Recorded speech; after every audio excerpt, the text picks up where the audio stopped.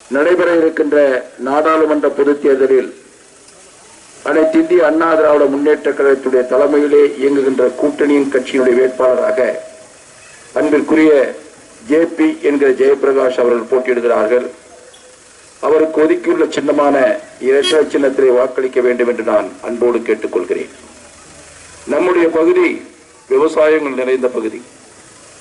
ஏற்கனவே பல தொழிற்சாலைகள் இங்கு வந்திருந்தாலும் கூட விவசாய நிலங்களை எடுக்கக்கூடாது என்று கடந்த ஆட்சியிலும் சரி இந்த ஆட்சியிலும் சரி கோரிக்கை வைத்து விவசாய நிலங்களை எடுக்காமல் தவிர்க்கக்கூடிய ஒரு நல்ல சூழ்நிலை உருவாகியிருக்கிறது. அதே போல நம்முடைய விவசாய பகுதிகளுக்கு நீர் ஆதாரம் குறைவாக இருக்கின்ற காரணத்தினால் ட்ரிப்ரிகேஷனை போட வேண்டிய ஒரு சூழல் இருந்த பொழுது புரட்சி தலைவி அம்மா அவர்கள் 75 விழுக்காடுகள் மானியம் வழங்கி நம்முடைய பகுதிகளுக்கு சொட்டு நீர் பாசனம் ட்ரிப்ரிகேஷனை கொடுப்பதற்கு உத்தரவு பிறப்பித்தவர் புரட்சி தலைவி அம்மா அவர்கள். அதே போல விவசாயிகளுக்கு இலவசமாக மின்சாரம் கொடுத்திருந்தாலும் கூட நம்முடைய பாலி ஹவுஸ் போன்ற அந்த விவசாயம் செய்கின்றவர்களுக்கு மின் கட்டணத்தை வசூல் செய்து கொண்டிருந்தார்கள். கடந்த 2011 நான் அமைச்சராக இருந்தபொழுது நம்முடைய பகுதியைச் சேர்ந்த விவசாய பெருமக்கள் வந்து கோரிக்கை வைத்த உடனே புரட்சி தலைவர் அம்மா இடத்துல சொன்னதுடனே எல்லா விவசாயிகளும் ஒன்றுதான், ஏன் அவர்களுக்கு மட்டும் நாம் மின் கட்டணம் வழங்க வேண்டும், அதை ரத்து செய்ய வேண்டும் என்று உடனடியாக ரத்து செய்து மற்ற விவசாயிகளுக்கு எப்படி இலவசமாக மின்சாரம் வழங்கப்பட்டதோ அதே போல மின்சாரம் வழங்கிய ஆட்சி கட்சி அனைத்து இந்திய அண்ணா திராவிட முன்னேற்ற கழகம். அந்த கட்சியுடைய வேட்பாளராக அன்பிற்குரிய சகோதரர் ஜெயபிரகாஷ் அவர்கள் போட்டியிடுகின்றார்கள். இன்று இவரை எதிர்த்து இருக்கின்ற திராவிட முன்னேற்ற கழகத்தின் தலைமையிலே இருக்கின்ற கூட்டணி பல்வேறு வாக்குறுதிகளை கொடுத்துக் கொண்டிருக்கிறார்கள். 2019 நடந்த இதே நாடாளுமன்ற தேர்தலில் திரு ஸ்டாலின் அவர்களும் காங்கிரஸ் கட்சியைச் சேர்ந்த தலைவர்களும் வெற்றி பெற்றால் ஒரு குடும்பத்திற்கு 6000 ரூபாய் கொடுப்பேன் என்று சொன்னார்கள். அதே போல 100 நாள் வேலையை 150 நாட்கள் நாங்கள் உயர்த்தி கொடுப்போம் என்று சொன்னார்கள். அதே போல உயர்கல்வியிலே படிக்கின்ற மாணவர்களுடைய கடன்களை நாங்களே அடைப்போம் என்றெல்லாம் சொல்லி வாக்குகளை கேட்டார்கள், வெற்றி பெற்றார்கள். ஆனால் அவர்களால் அந்த திட்டத்தை அவர் கொடுத்த வாக்குறுதியை நிறைவேற்ற முடிந்ததா என்று சொன்னால் நிறைவேற்றவில்லை. அடுத்தது 2021 நடைபெற்ற தேர்தலில் திரு ஸ்டாலின் அவர்கள் வெற்றி பெற்று 520 வாக்குறுதிகளை கொடுத்து வெற்றி பெற்றார்கள். அந்த 520 வாக்குகளில் மத்திய அரசோடு சம்பந்தப்பட்ட வாக்குறுதி என்ன என்று சொன்னால், நாங்கள் வெற்றி பெற்று ஆட்சிக்கு வந்தால் தாய்மார்கள் பயன்படுத்தக்கூடிய சிலிண்டருக்கு 100 ரூபாய் மானியம் கொடுப்போம் என்று திரு ஸ்டாலின் அவர்கள் வாக்குறுதி கொடுத்தார்கள். அதே போல மின் கட்டணத்தை உயர்த்த மாட்டோம் என்று வாக்குறுதி கொடுத்தார்கள். அதே போல வீட்டு வரியை உயர்த்த மாட்டோம் என்றெல்லாம் வாக்குறுதி கொடுத்தார்கள். அதே போல பெட்ரோல் டீசல் விலையை குறைப்போம் என்று சொன்னார்கள். எதையுமே செய்யவில்லை. இப்பொழுது இந்த தேர்தலில் இப்பொழுது நடைபெற இருக்கின்ற இந்த நாடாளுமன்ற தேர்தலில் மீண்டும் வாக்குறுதி கொடுத்திருக்கிறார். என்ன என்று சொன்னால், நாங்கள் வெற்றி பெற்றால் 1 லிட்டர் பெட்ரோல் 75 ரூபாய் கொடுப்போம் என்று சொல்லியிருக்கிறார். அதே போல சிலிண்டர் 500 ரூபாய் கொடுப்போம் என்று சொல்லியிருக்கிறார். அது வாக்குறுதி. 2019 கொடுத்த வாக்குறுதியை ஒன்று கூட நிறைவேற்றவில்லை. 2021 தேர்தல் களத்திலே 520 வாக்குறுதிகளை கொடுத்து வெற்றி பெற்று ஆட்சிக்கு வந்த பின்பும் கூட ஒரு வாக்குறுதி நிறைவேற்றவில்லை. இப்பொழுது அதே போல வாக்குறுதி கொடுக்கிறார். இப்படி வாக்குறுதி கொடுத்து வாக்காளர் பெருமக்களை ஏமாற்றுகின்ற கட்சியாக திராவிட முன்னேற்ற கழகம் காங்கிரஸ் இருந்து கொண்டிருக்கிறார். ஆனால் நாங்கள் வாக்குறுதி கொடுத்தோம், அந்த வாக்குறுதியை முழுமையான நிறைவேற்றிய கட்சி அண்ணா திராவிட முன்னேற்ற கழகம்.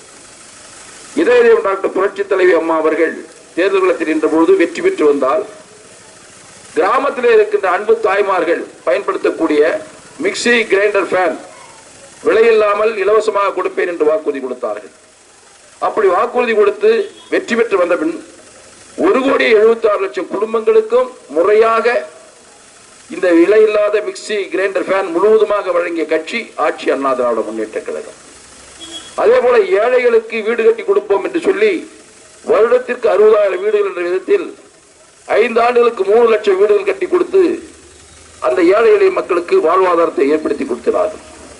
ஆனால் இன்றைய முதலமைச்சராக இருக்கின்ற திரு ஸ்டாலின் அவர்கள் ஆட்சிக்கு வந்து 3 ஆண்டுகள் ஆகிறது. அவர் இன்னும் ஒரே ஒரு ஏழைக்கு கூட ஒரு வீடு கட்டி கொடுக்கவில்லை. அவர் பேசுகிறார், நாங்கள் எல்லாத்தையும் சாதித்து விட்டோம் என்றெல்லாம் சொல்லிக் கொண்டிருக்கிறார். சட்டம் ஒழுங்கும் பாதிக்கப்பட்டிருக்கிறது. இன்று நம்முடைய மாநிலத்தில் இளைஞர்கள், மாணவர்கள் தீய பழக்கங்கள் செல்வதற்குரிய வாய்ப்பை இந்த ஆட்சி உருவாக்கி கொடுத்திருக்கிறது. பள்ளியில் பக்கத்தில் இருக்கின்ற டீ கடைகளை போர்ப்போம் என்று சொன்னால், பெட்டிக்கடைகளை பார்ப்பீர்கள் என்று சொன்னால், அங்கே கஞ்சா குற்றத்தை வித்துக் கொண்டிருக்கிறார்கள். இளம் வயதிலேயே மாணவர்கள் கஞ்சாவை பயன்படுத்தி அதற்கு அடிமையாகக்கூடிய ஒரு சூழல் இந்த ஆட்சியில் ஏற்பட்டிருக்கிறது. அதை கட்டுப்படுத்த அவர்களால் முடியவில்லை. கட்டுப்படுத்த முடியாத காரணம் தான் தோன்றித்தனமாக இருக்கின்ற காரணத்தினால் இன்று உலக அளவிலே கஞ்சா, அதாவது அபினம், ஹெராயினும் இது போன்ற போதைப் பொருட்கள் விற்கக்கூடிய ஒரு நபர் இந்த கட்சியிலே பொறுப்பிலே இருக்கிறார். அவர் ஸ்டாலினோடும், உதயநிதி ஸ்டாலினோடும் தொடர்பு வைத்துக் கொண்டிருக்கிறார். இப்படி தொடர்பு வைத்துக் கொண்டால் அவர்கள் செய்கிற தவற்றிற்கு இந்த அரசு சாதகமாக இருக்குமா, இருக்காதா? அப்படிப்பட்ட கட்சியைச் சேர்ந்தவர்கள் தான் இன்று நம்மை எதிர்த்து நிற்கிறார்கள். அதோடு மட்டுமல்ல, இன்று இவரை எதிர்த்து நிற்கின்ற கோபிநாத் அவர்கள் ஏற்கனவே 3 முறை சட்டமன்ற உறுப்பினராக இருந்தவர்கள். அப்படி இருந்து எதையாவது சாதித்தாரா, அந்த மக்களுக்கு ஏதாவது தொண்டு செய்தார் என்று கேட்டால் எதுவுமே செய்யவில்லை.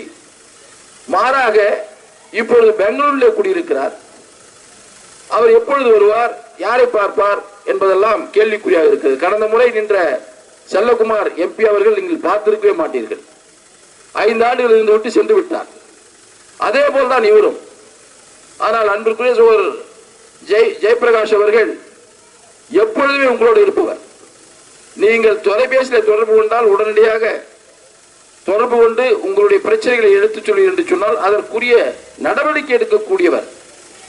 எந்த நேரத்திலும் எப்பொழுதும் அவரை பயன்படுத்திக் கொள்ளலாம். இன்று இது வேப்பனப்பள்ளி தொகுதி. அவர் வெற்றி பெற்று வந்தால் ஒரு வாக்குறுதி கொடுத்திருக்கிறார். இந்த கிருஷ்ணகிரி நாடாளுமன்ற தொகுதியில் 6 சட்டமன்ற தொகுதி இருக்கிறது. இந்த 6 சட்டமன்ற தொகுதியிலும் ஒவ்வொரு சட்டமன்றத்தினுடைய ஹெட் குவார்டர்ஸிலும் ஒரு எம்பி அலுவலகம் திறக்கப்பட்டு 15 நாட்களுக்கு ஒரு முறை நான் அங்கே வருவேன். அங்கே இருக்கின்ற மக்களுடைய குறைநிறைகளை கேட்டறிந்து அதற்குரிய நடவடிக்கை எடுப்பேன் என்று வாக்குறுதி கொடுத்துக் கொண்டிருக்கிறார். எனவே ஒரு நல்ல வேட்பாளர், எளிமையான வேட்பாளர், எளிதில் சந்திக்கக்கூடிய வேட்பாளர், அப்படிப்பட்ட வேட்பாளர் தான் அன்பிற்குரிய சகோதரர் ஜெயபிரகாஷ் அவர்கள். அவருக்கு ஒதுக்குள்ள சின்னமான இரட்டை சின்னத்திலே வாக்களித்து வெற்றியை தேடித்தர வேண்டும் என்று மெத்த பணிவன்போடு கேட்டுக்கொண்டு செய்திகளை உடனுக்குடன் தெரிந்து கொள்ள நமது அம்மா இணையதள தொலைக்காட்சியை சப்ஸ்கிரைப் செய்து அருகில் உள்ள பெல் ஐகானை